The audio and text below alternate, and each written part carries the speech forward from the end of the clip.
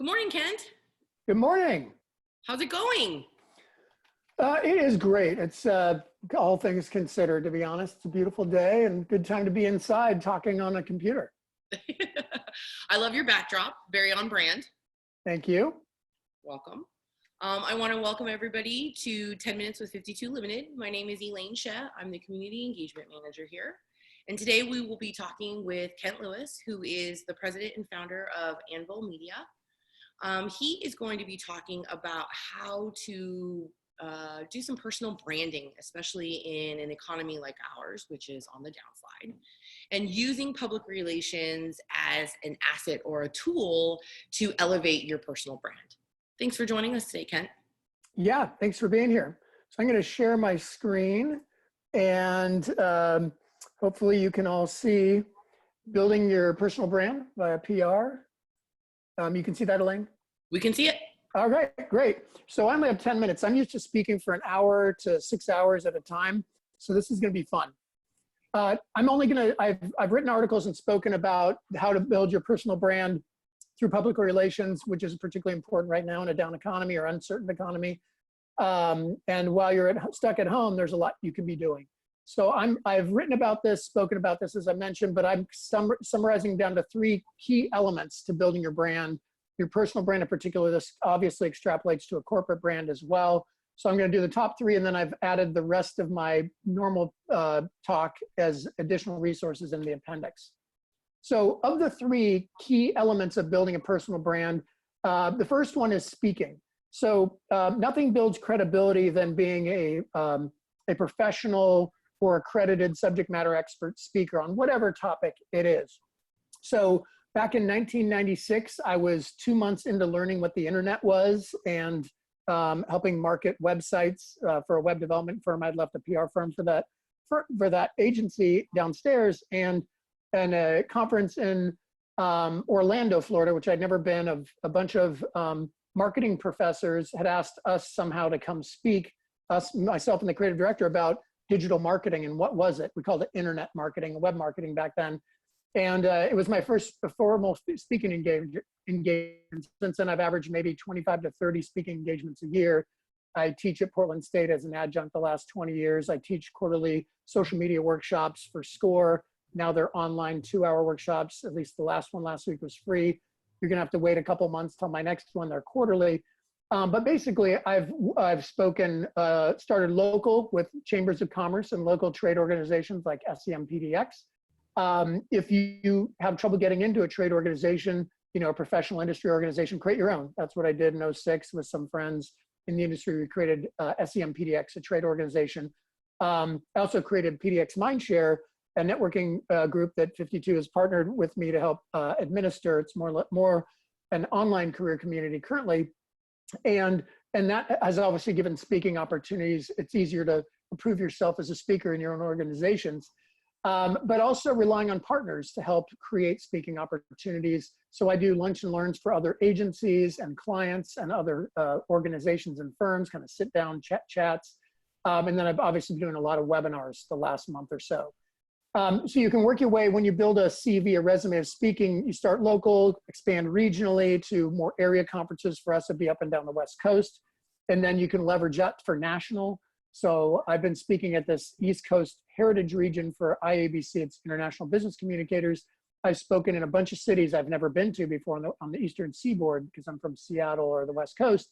And so it's great exposure. It's not so much about making money because I waive speaker fees so I can get in front of my target audience. And it's been the single best generator of my best quality leads. It's not a quantity play like what we do for a living, search engine optimization, paid search, et cetera, but it's great high quality.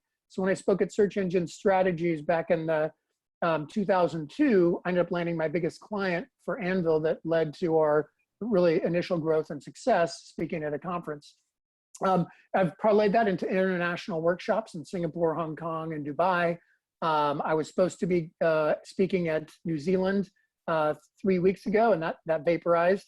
But I pitched those very selectively. I found that the word of mouth is powerful. So SEMA show in Vegas, that parlayed into 2 other shows because they looked at who are the speakers at these big premier shows, and those secondary smaller shows brought me in. And I've gone out and pitched series like Digital Summit, where I speak in different cities. And then there's other types of events like sales and networking events where you go pitch other businesses, like Richmond events.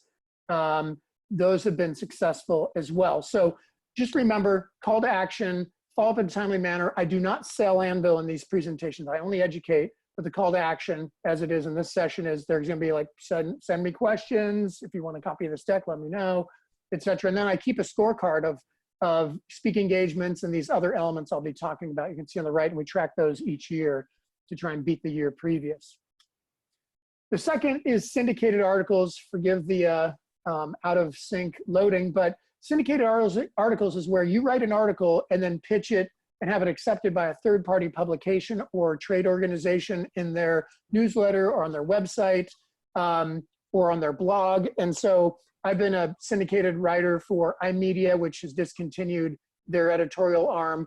I still write occasionally for Smart Brief. I write for Portland Business Journal through the Leadership Trust.